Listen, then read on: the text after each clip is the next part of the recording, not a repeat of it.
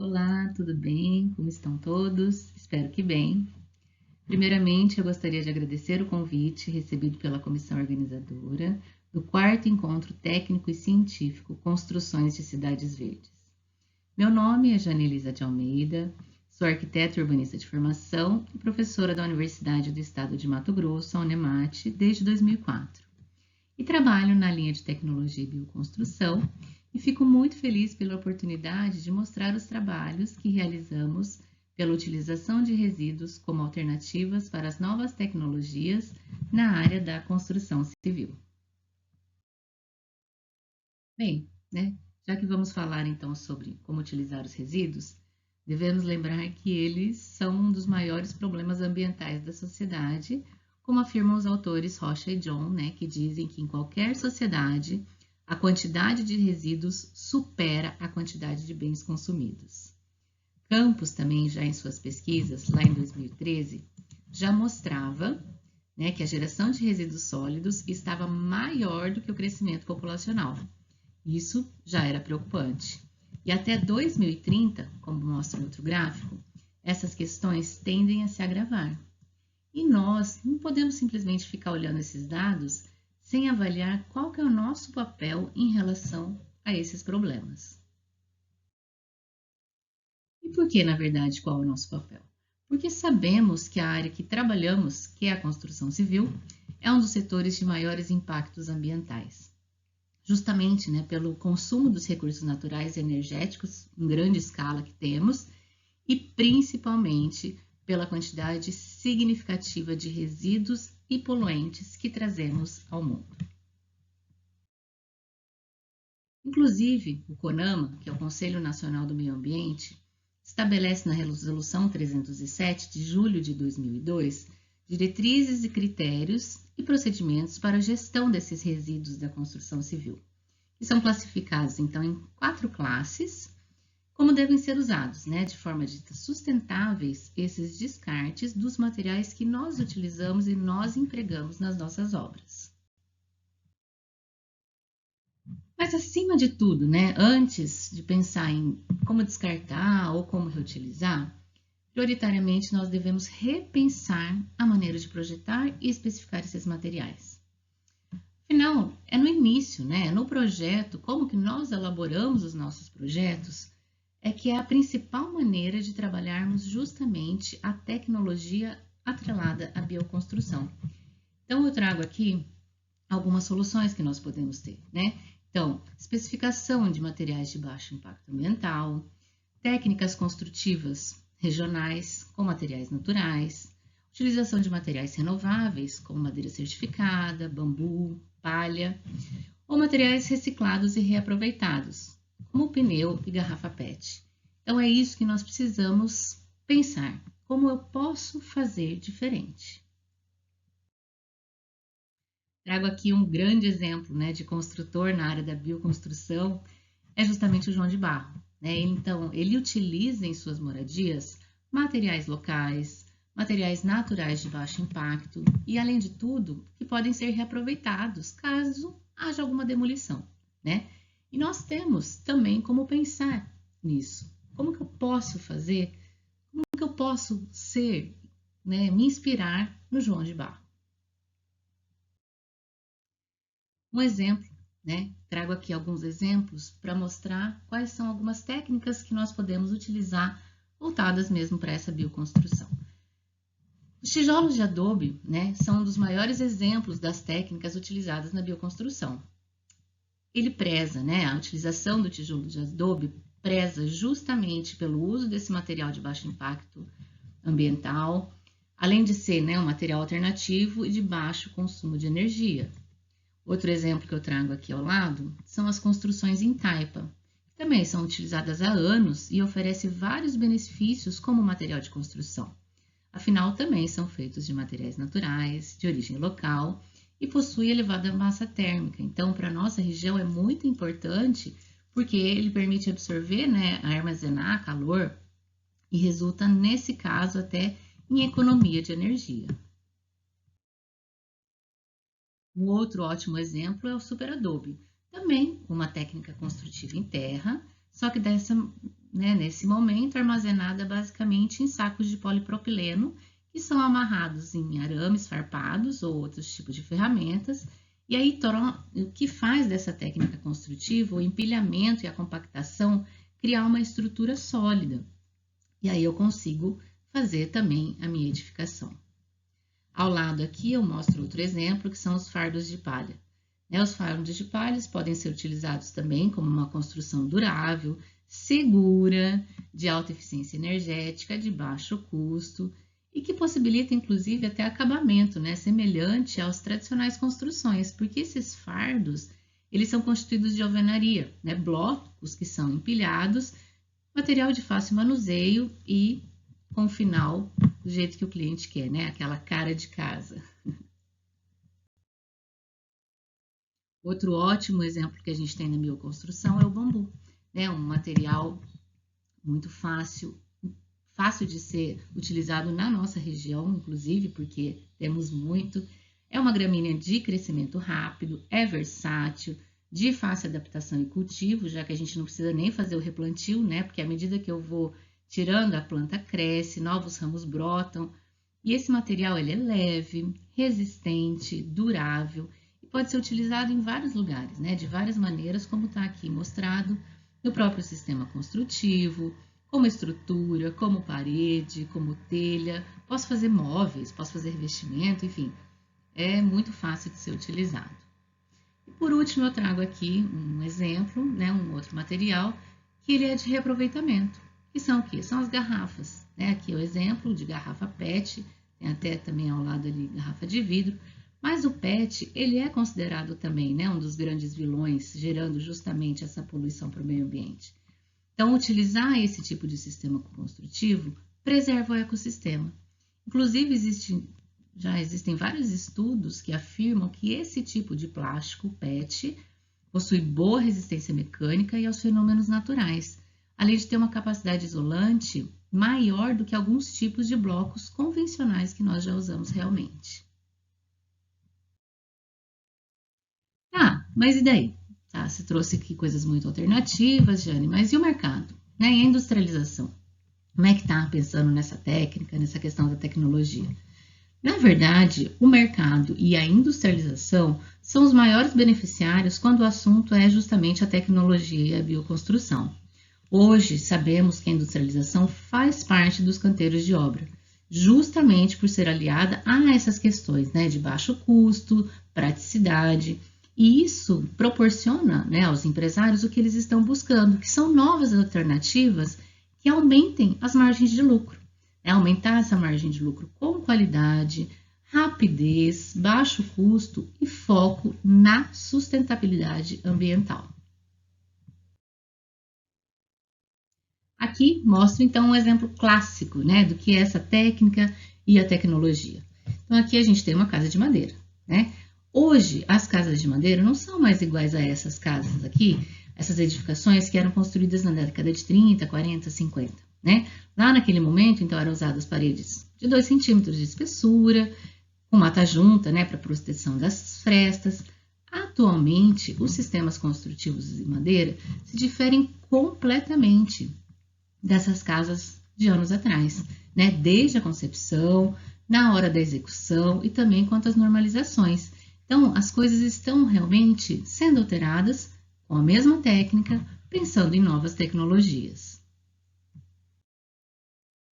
O mesmo caso, que está indo nesse mesmo rumo, são as taipas, Então, como eu mostrei, apesar de ser uma construção vernacular, de prática milenar, atualmente, o que elas estão vindo? Elas estão retornando com grande interesse, inclusive, para os pesquisadores no desenvolvimento dessa tecnologia. Essa tecnologia por profissionais, com a sociedade, que tem esses novos conhecimentos e a transferência para um desenvolvimento científico no país. Inclusive, a Sociedade Brasileira de Materiais e Tecnologias Não Convencionais vem contribuindo muito com a divulgação dessas construções de materiais materiais naturais e não convencionais. E é justamente isso a ideia da construção sustentável. A utilização desses sistemas construtivos que promovem alterações conscientes. né, conscientes no entorno, na forma de atender às necessidades de habitação do homem moderno, preservando o meio ambiente, preservando os recursos naturais e garantindo a qualidade de vida das gerações atuais e principalmente das gerações futuras, como já falava o IDEA em 2011, que é o Instituto de Desenvolvimento da Habitação Ecológica. E, na verdade, né, falar de sustentabilidade não é algo tão recente, né? Todas essas preocupações quanto às questões ambientais foram iniciadas com a crise do petróleo na década de 70. Né? Então, naquele momento, as pessoas começavam a se preocupar, porque as edificações já se utilizavam, né, da energia com petróleo, então, pelo sistema de calefação, refrigeração, e naquele momento eles se viram impotentes, vendo que tudo isso poderia acabar caso não houvesse uma distribuição correta, né, de como isso iria acontecer. Aí, na década de 90 também, né, na Eco 92, no Rio de Janeiro, as discussões quanto às construções sustentáveis foram amplamente discutidas.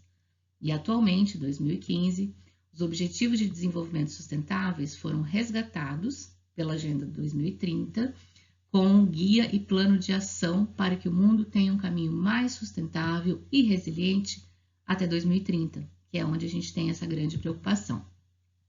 E como que eu posso fazer a minha parte? Como eu já falei, pensando nessa questão de projeto. Então, como que eu vou utilizar corretamente materiais ecológicos e sustentáveis nos nossos projetos? Lembrando das características principais. Quem são os materiais ecológicos? Quem são os materiais sustentáveis? Como que eu posso trabalhar isso? Como que eu posso não trabalhar?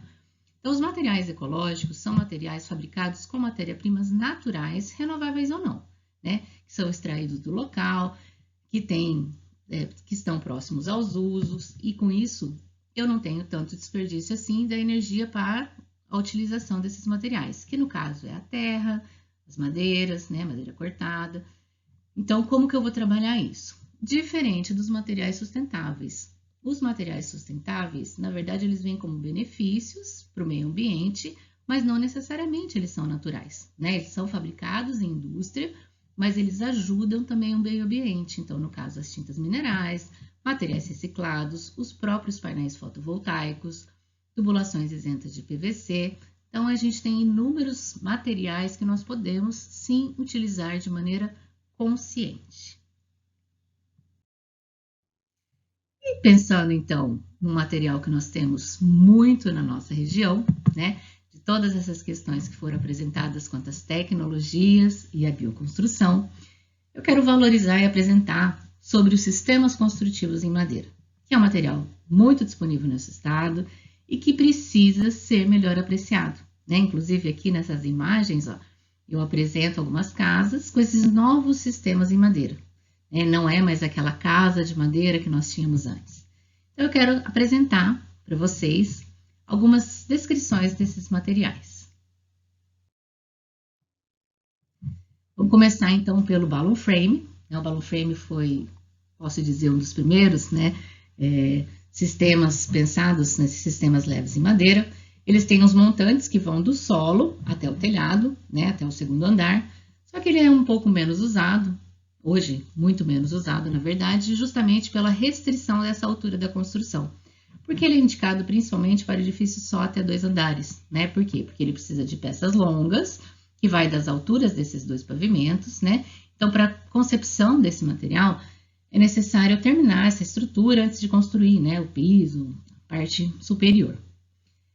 Por isso, vieram, então, os sistemas em plataforma, que é o platform frame, que são os sistemas que eles se originaram pelo balloon frame, né? Então, eles se erguem de andar por andar.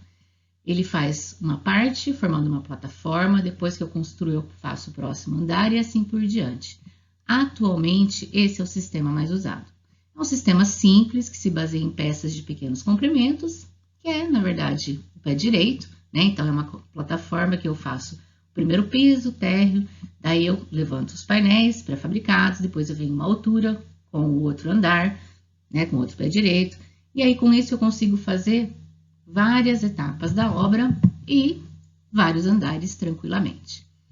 Para fechar, no caso, então, toda essa estrutura em madeira, né, todo esse wood frame, eu tenho os painéis. E é sobre os painéis que eu quero depois voltar sobre esse assunto. Mas os painéis são as camadas que eu fecho essa ossatura, né? Então, eu tenho a ossatura de madeira, ou balloon frame, ou platform frame, na verdade, muito mais atualmente o platform frame, e eu vou trabalhando esses painéis conforme as necessidades locais que eu vou necessitando para a minha edificação, né? E é sobre isso que eu vou falar um pouco mais à frente. Mas antes, eu quero apresentar ainda as madeiras engenheiradas. O que são essas madeiras engenheiradas? São os sistemas feitos, né, os sistemas construtivos em madeira, que são fabricados, são industrializados, né? Então, aqui eu mostro duas dessas madeiras. A madeira lamelada colada, como ela vem sendo chamada depois da revisão da norma, né, 7190 da ABNT de 2021. É um material compósito formado a partir dessa colagem de peças de madeiras, né, de lamelas dispostas em fibras paralelas entre si, com uma espessura variável, dependendo ali do projeto, que é fixada individualmente por adesivos estruturais, e eu consigo fazer variadas formas dos elementos construtivos. Então, essa madeira lamelada é o resultado justamente dessa união dessas tábuas, né, ou dessas lamelas, para formar uma única unidade estrutural. E aí eu consigo gerar elementos lineares, curvos, retos, né? Mas sempre lineares. Um outro exemplo aqui que eu mostro ao lado é o CLT. O CLT, no mesmo estilo, só que são a união de tábuas em camadas perpendiculares. Isso, ela sendo perpendicular, eu permito fazer a fabricação de placas, né? Placas ou superfícies ou paredes, enfim, que podem ter grandes dimensões, né? Enormes dimensões. Tem paredes de 2, 4, 12 metros de comprimento, né? Ou mais até necessário, dependendo do projeto que eu tenho. O grande problema é como que eu vou transferir isso, né, para a obra. Por quê? Elas são cortadas, né, em pedaços conforme o projeto e são deslocadas por rodovias, né? Então, pela carroceria de caminhões e tal. Então, é isso que vai, vamos dizer, me delimitar o tamanho que eu quero dessa peça. Então, essas peças, elas são cortadas em pedaços, né, para serem levadas, mas são cortadas industrialmente. Então, eu não consigo fazer arranjos dentro da obra, né? Então, do jeito que ela é montada, pensada no projeto, ela é feita industrialmente, mas eu chego lá na obra e monto o meu projeto como eu quiser.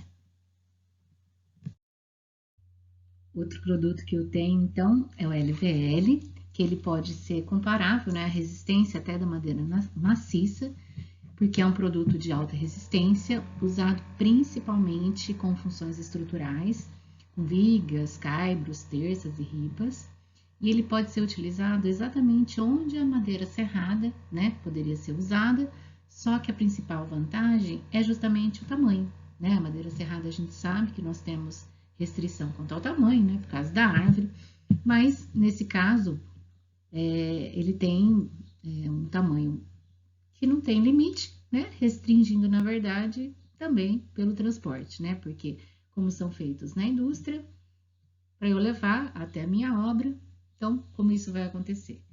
E essas são então, né, alguns exemplos das madeiras engenheiradas que nós temos, que são essas industrializadas. Por fim, mostra aqui as log homes, né, que são construções feitas com as paredes de tora. A tora mesmo da madeira, que é sobreposta uma com a outra, que pode ter função de vedação, função estrutural, e são autoportantes, né? Então, essas toras, elas podem ser usadas tanto de forma circular, né, preservando esse aspecto natural da própria árvore, ou de forma retangular, né? Que daí eu passo por processo de serragem, e aí eu faço alguns entalhes em alguma das faces, enfim, né? Para dar uma estabilidade nessas ligações entre as peças. Então, são essas as opções. Mas enfim, então, mostrei os exemplos que eu tenho e vamos falar então sobre as construções de sistemas leves, que são os wood frames.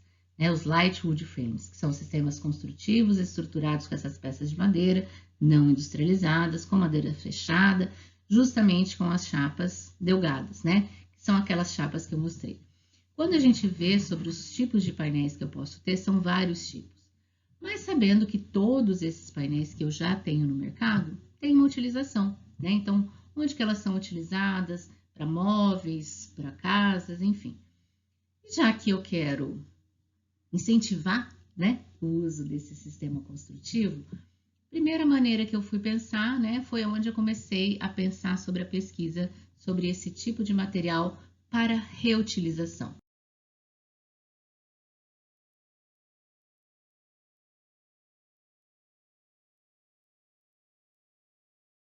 Se eu tenho uma casa, né, toda feita em madeira, então eu tenho essa ossatura, né, que eu vou estimular as pessoas a fazerem com o sistema construtivo.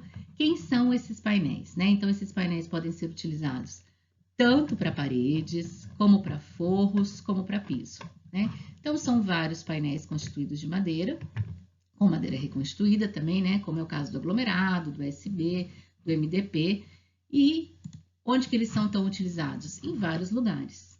Para isso, para eu ter esse incentivo desse material, será que eu vou ter sempre? Né? Como é que eles são fabricados? Foi daí que eu fui pesquisar onde estão essas empresas que fazem esses painéis de madeira reconstituída.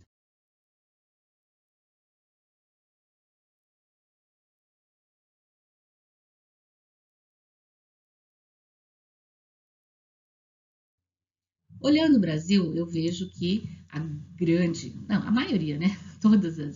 A grande maioria das empresas se encontram na região sul e sudeste do país. Tem uma lá em Paragominas, né? Mas a grande maioria está na região sul e sudeste do país. Ok, mas estou em Mato Grosso, né? Uma região que tem tanta floresta, né? Tanta área ainda madeireira. Por que nós não trabalhamos com isso, né? O que acontece para nós não trabalharmos com esse material? Foi dali, então, nesse momento, que me veio essa motivação, né? Eu ministrava a disciplina de projeto alternativo, em que um pedaço da ementa era voltado justamente para reaproveitamento de materiais para móveis, né? Então, era um momento que falava com os alunos, olha, vamos lá pegar algum material que não está sendo usado, vamos transformar ele em outra coisa, então como que a gente pode transformar isso para trabalhar com outras coisas? E, nesse momento, na disciplina, era distribuído, então, um pedaço para mobiliário e outro pedaço para sistemas ou materiais de construção. E foi dali que eu comecei a ver, então, na disciplina, fui para o mestrado, fui para o doutorado e em várias pesquisas com o nosso grupo de pesquisa, sempre trabalhando com essa questão dos resíduos. Pegando então aquela tabela, né, da classificação dos resíduos da construção civil, que o CONAMA mostra para a gente, eu vejo que, sim, na classe B de recicláveis, eu tenho muitos materiais da nossa região que nós podemos utilizar. Papel, plástico, madeira, vários outros. E a madeira era o meu foco naquele momento. Então, como que eu vou pensar nessa madeira? Como que eu vou trabalhar? Olha, quero ver sobre os painéis. Olha, o resíduo de madeira. Foi ali que foi começado a pensar, né, sobre todo esse material. E aí eu fui olhar justamente essa cadeia produtiva da madeira. Então, começando na árvore que sai lá da floresta, até o consumidor final, né, que é onde a gente tem a nossa madeira, madeira serrada mesmo, para o consumidor final, nós temos várias etapas que nós vamos, né, selecionando, trabalhando essa madeira, e acabei com dados preocupantes, muito preocupantes, que o aproveitamento do volume que vem lá da floresta até o consumidor final não chega a 35%. O restante é tudo resíduo. Tudo é resíduo, né? Todo o restante é resíduo. E, infelizmente, ainda naquele momento da minha pesquisa, foi um momento que teve um grave, né, acidente na cidade de Marcelândia, em que a cidade foi assim, passou por uma tragédia muito grande, que 80% das madeireiras da cidade foram devastadas. Mais de 100 casas foram destruídas na época e quem foi culpado foi a serragem. Né? Por quê? A serragem, o grande problema do armazenamento dela é que quando ela pega fogo por baixo e a hora que o fogo aparece, já não tem mais o que fazer. Então aquilo, eu lembro, foi um momento muito chocante. Eu falei, é isso, né? Eureka! Esse é o momento que nós precisamos pensar no nosso estado de como reaproveitar todos esses resíduos para transformar em algo vantajoso para a construção civil. E aí, então, foi da onde saiu, né? Todas essas pesquisas que eu comentei com vocês, do mestrado, do doutorado e vários projetos de pesquisa que eu trabalho. Eu quero, então, mostrar totalmente, né, nesse momento, tudo que foi esse processo da reutilização e a utilização, na verdade, desses resíduos para a área da construção civil. Então, inicialmente, né, foram justamente esses painéis de madeira aglomerada, que eu já sabia que eu queria usar, então, as partículas de madeira, né, que é a serragem, o resíduo da serragem, e para transformar, então, a madeira numa serragem, eu precisava de um adesivo, né, porque os painéis de madeira são compostos de partículas de madeira e adesivos, são prensados, e ali sai o meu painel de madeira reconstituído. Então, eu queria usar a serragem e pensei, que tipo de adesivo eu posso fazer? Pegando lá aquela tabela, vi lá os plásticos também. Ok, vamos pensar em plástico. Que tipo de plástico eu posso ter de resíduo? Se nós olharmos, né, a quantidade de plástico também que são utilizados, nós temos vários materiais. E naquele momento, então, eu comecei a pesquisar, junto com o meu orientador, o professor Norman Logsdon, uma grande saudade, inclusive, que veio, então, a garrafa PET, né? Naquele momento, ele comentou, Jane, vamos trabalhar com garrafa PET, e aí eu fui fazer todas as experiências com a garrafa PET, mas infelizmente não deu certo, porque a garrafa PET tem um tempo de fulgor muito diferente da madeira, ou pegava fogo, ou não dava certo. Aí eu falei, não, vamos para outra, então. Aí fomos para as sacolas plásticas, a sacola plástica até daria, mas no momento na universidade, né, na UFMT, eu fazia o mestrado, e não tínhamos equipamentos, né, para fazer a prensagem correta. E aí, novamente, na disciplina de projeto alternativo, com os alunos que eu fazia mestrado, trabalhando, veio então a utilização do EPS, alguns alunos lá dissolveram, e aí eu olhei aquilo e falei, olha que goma interessante, vou trabalhar isso com a madeira, né? Então, nessa união desse EPS, a dissolução com alguns materiais, e aí a gente conseguia fazer essa goma de EPS e juntar com a madeira, e foi o momento de onde surgiu o primeiro passo no mestrado, a utilização de várias madeiras com o EPS deu certo. Esse aqui já é um outro momento no doutorado, onde eu separei as madeiras, né, porque queria trabalhar com madeiras diferenciadas. Então, eu peguei o pinus e o eucalipto, que são as madeiras que são feitas mesmo os painéis reconstruídos de madeira, mas queria uma coisa mais regional, né? Eu estava em São Paulo fazendo doutorado, aí eu falei, não, eu vou pegar uma questão mais regional, mato-grossense, vou pegar a peroba e a teca, material que a gente, né, ainda tem um pouco de peroba, tem bastante teca, e trabalhei então esses painéis e deu muito certo, né? Então, reconstituição de materiais de resíduos, simplesmente serragem e o isopor, que juntos formam então as novas placas de madeira, né? Então, aqui as placas de pinos, as placas de eucalipto, placas de peroba e as placas de teca. E com todos os ensaios, né, feitos de caracterização, foi visto que um ponto importantíssimo nesses painéis de madeira foi quanto ao inchamento e espessura. Atualmente, os painéis comercializados, nós temos esse grande problema, né, que a partir do momento que ele entra em contato com a água, ele incha, né, essa foto é de um material que estava inclusive numa caçamba, né, que eu tirei foto. Então, é isso que acontece muitas vezes com os painéis. E esses painéis novos, né, do estudo, não aconteceria isso porque, pelos ensaios de caracterização, o inchamento dele é praticamente nulo. Então, isso é um ponto muito promissor com esses novos painéis de madeira. Ah, Jane, mas você falou que a madeira pega fogo.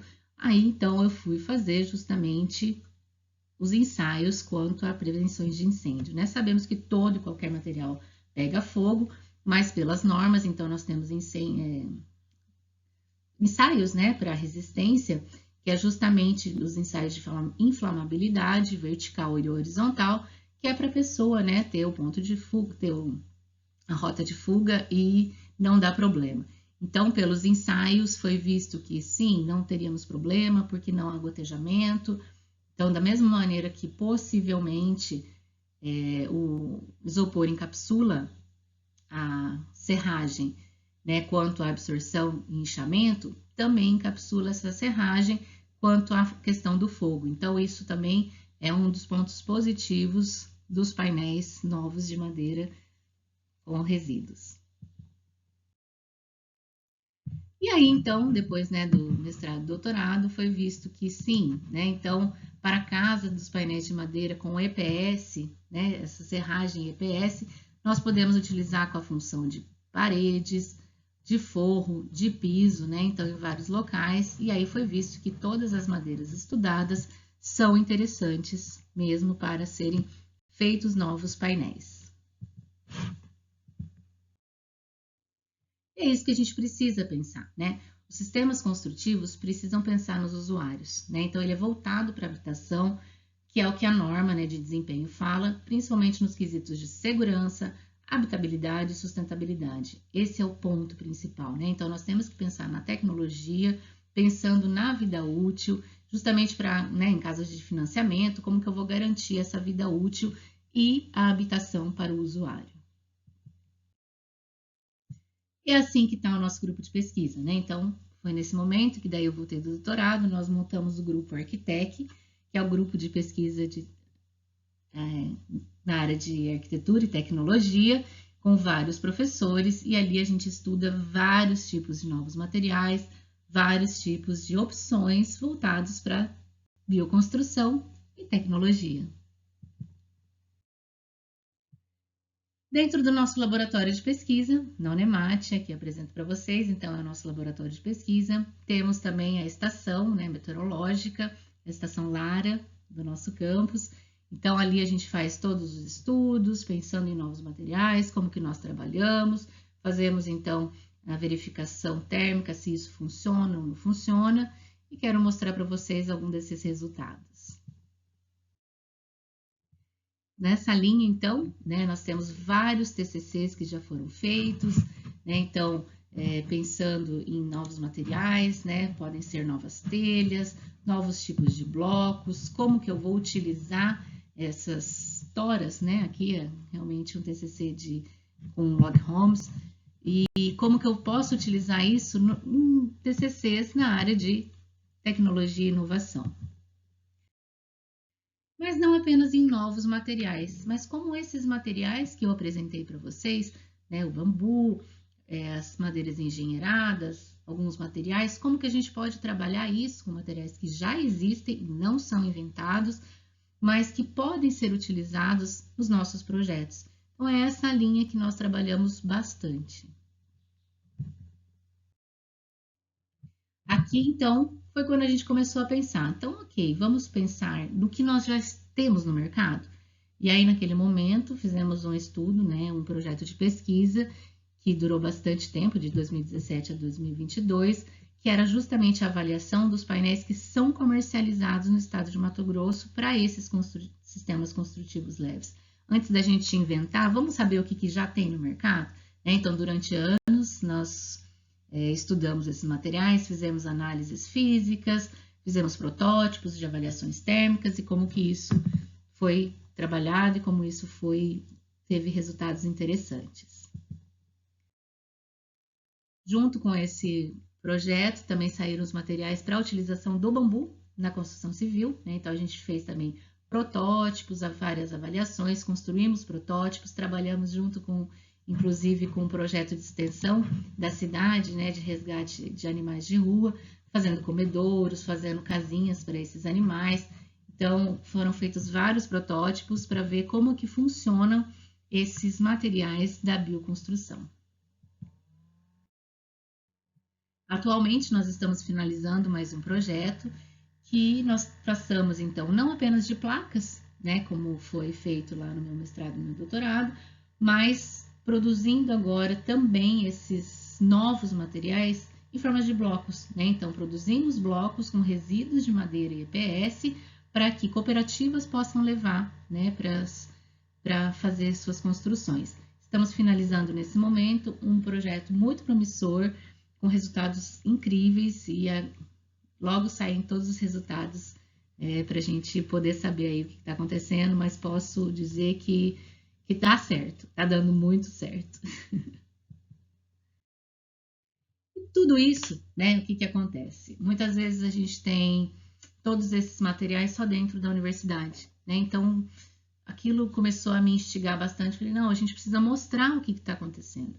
E foi, então, no ano de 2023 que eu lancei o canal no YouTube de Tecnologia em Arquitetura, que é o Publica Arquitec, um canal em que estão apresentadas todas as pesquisas, todos os materiais que nós temos, com os TCCs dos alunos, com os trabalhos dos professores de mestrado, de doutorado, todo o material que nós temos, né, de resultados dessas pesquisas estão em formas de vídeo para as pessoas saberem. Então eu convido vocês a conhecerem o canal Publica Arquitec, que está no YouTube, e olharem todos esses vídeos e ver o que é o nosso grupo, como que nós trabalhamos, e ali estão apresentadas várias pesquisas, né? Nós temos mais de 50 vídeos hoje, que mostra toda essa trajetória de como está o nosso programa, como está o nosso grupo de pesquisa, com todos os resultados. E é só um início, né? Então esse é o início de um programa, esse é o início de um projeto, esse é o início de um sonho, na verdade, de mudar, né? Nós precisamos mudar a área da construção civil, nós precisamos fazer diferente e nós precisamos mostrar que isso dá certo. Então, convido a todos vocês realmente a olharem esses resultados, a saberem como nós podemos trabalhar diferente e a incentivar a todos vocês a pensarem nessa questão de tecnologia e bioconstrução, porque sim, nós podemos fazer diferente e nós podemos melhorar cada vez mais a nossa área da construção civil.